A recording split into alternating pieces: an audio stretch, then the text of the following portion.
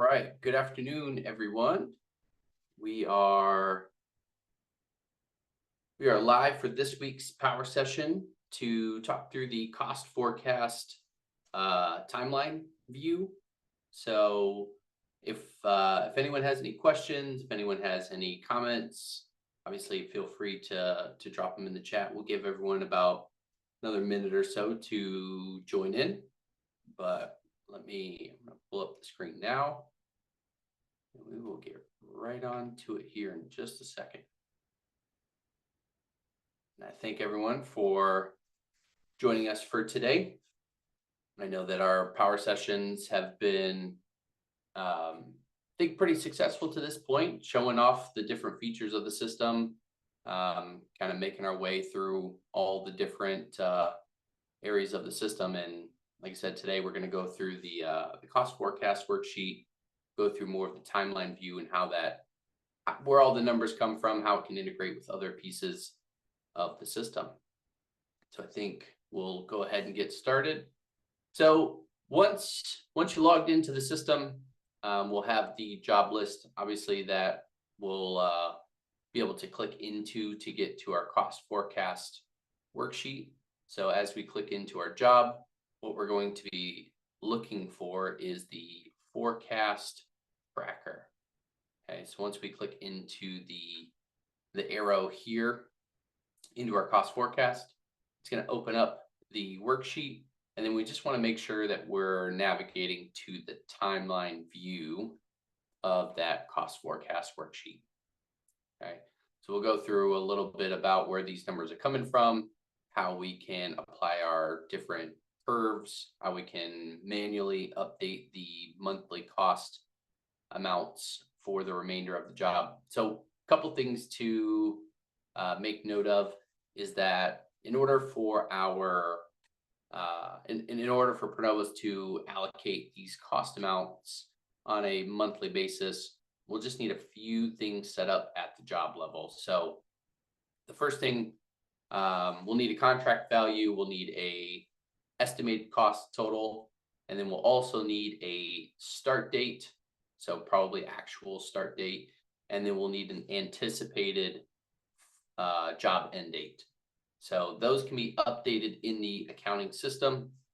So we'll pull those directly from, whether it be Foundation or Sage Intacct or Vista or Spectrum or any of the platforms that we integrate with. But you can also manage the schedule directly within ProNovos. So if we want to make changes to these directly in the system, you most certainly can. The only thing I would make note of is if we are changing it within ProNovos, that it will only look at ProNovos for those dates moving forward. So if these change, we would want to just manage those directly in ProNovos. If you don't change them here, just update them in the accounting system. And then the next time the data syncs from the accounting system, those will be updated in ProNovos as well. Okay, so that's step one, is just making sure that we have those 4 things set up, so that way all the logic that we can apply on these monthly cost allocations will be able to be done. Okay, so going through the list here, we'll stick with the cost, the dollar allocations for right this second. We'll get to the percent complete afterwards, but just to kind of give some insight into where all the numbers come from, the projected final contract and the projected final cost. Now, these technically come from the WIP report within ProNovos. So if you're managing those 2 figures on the WIP report under the financials module, that's where those will come in. If you're not, and we're just using the estimated values from the accounting system, we'll just pull the contract amount plus change orders for the total budget costs plus change orders. So that's where it'll pull it out of the box.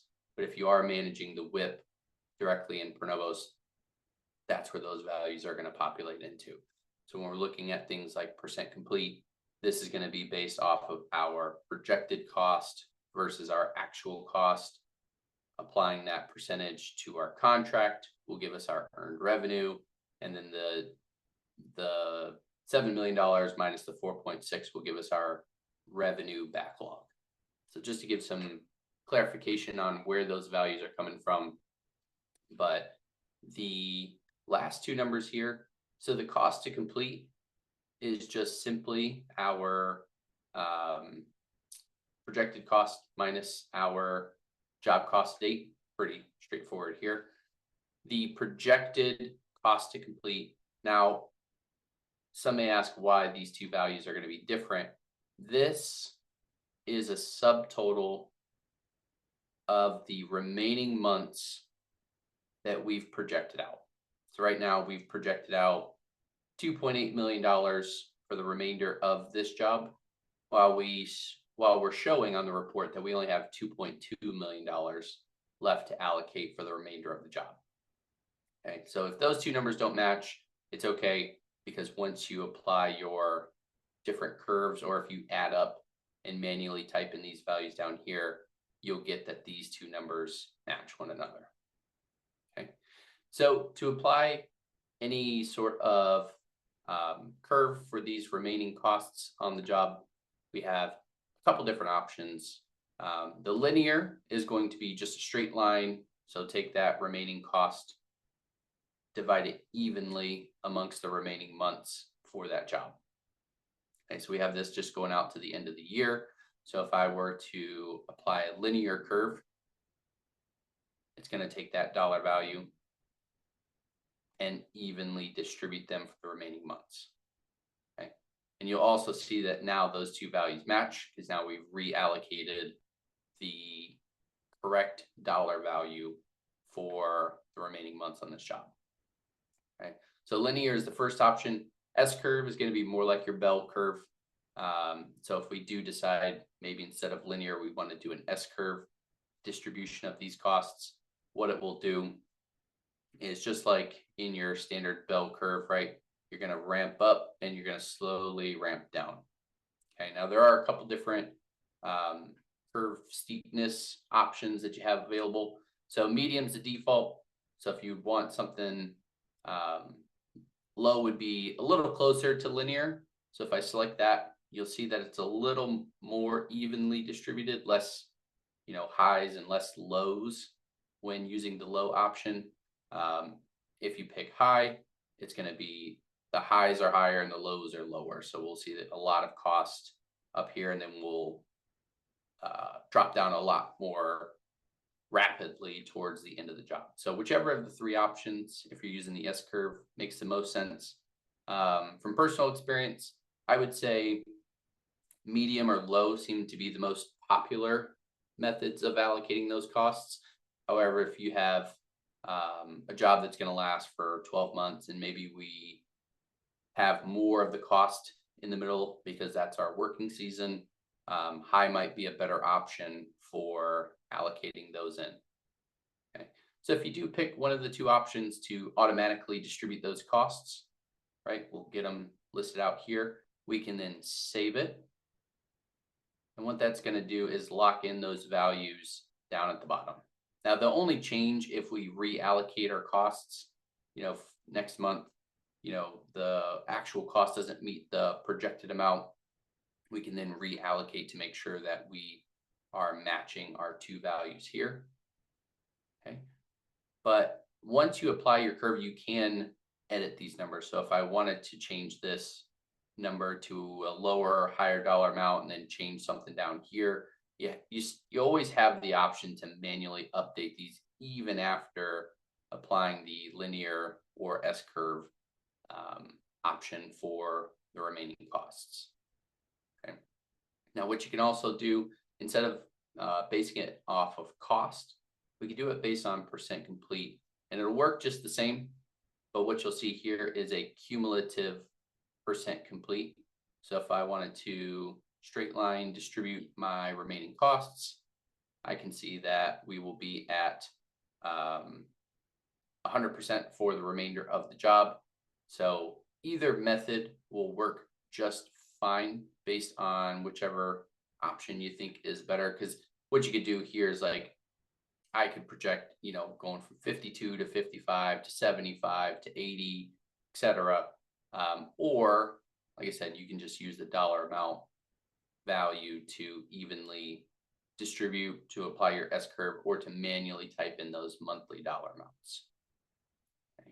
Now, the benefit of using the cost forecast timeline here is if you're also utilizing the revenue forecasting tool out of ProNovos, what this allows you to do is, since you're applying those dollar amounts on a monthly basis, the system will know what those cumulative percent completes are for each one of those months.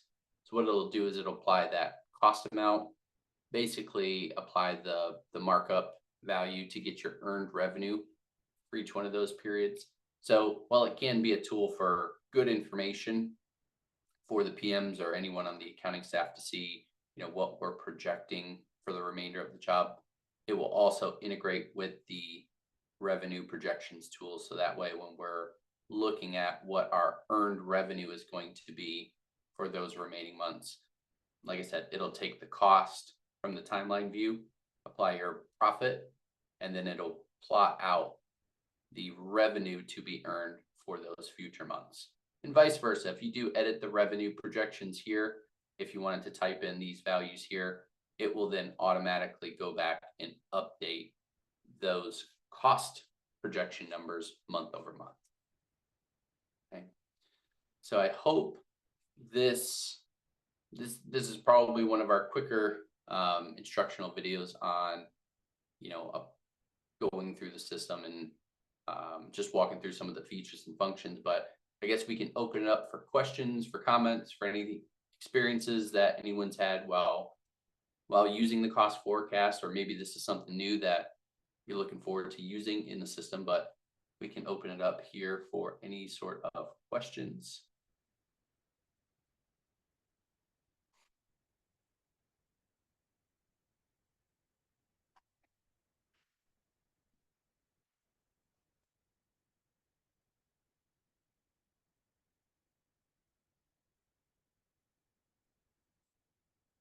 If not, we can we'll give everyone maybe 2-3 minutes here just to make sure that everyone can get their questions asked, or if no questions, we'll be sure to have this recording posted on the web pages, and then you guys will always have access to any of the power sessions that we do for any of the different features of the system, whether it be any of the project management tools, whether it be some of the other financial workflows.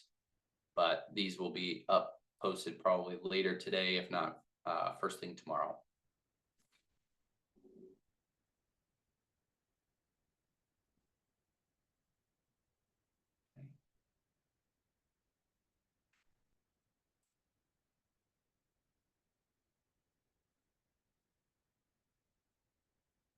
And if we have no questions, no comments, nothing else, we can then we can wrap it up. And much appreciated for everyone who joined us today to go through the cost forecast timeline. And as always, if you guys have any questions, we do have one here.